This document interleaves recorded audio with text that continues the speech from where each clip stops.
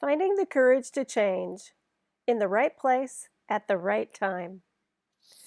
A curious thing about the 12-step programs is that they don't advertise. The basic public relations policy is attraction. When someone is looking for help, then they will find the 12 steps. I've always been independent. I had to do things my way. I had to make my own mistakes. I had to fail miserably in order to figure out that I couldn't figure it out. Without an addiction in my life, I had no reason to consider a 12-step meeting. However, I was pretty unhappy.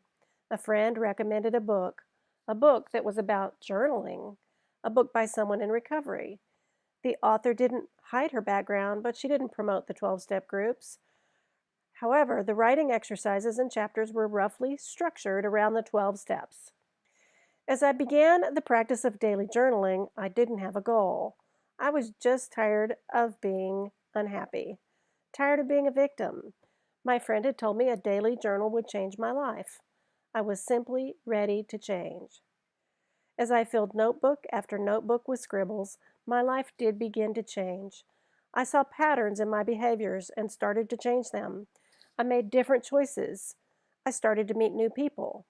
One of those people introduced me to the 12-step programs. And when I arrived, I realized that I was already at home. Somehow, my higher power had helped me to get ready for the next logical step.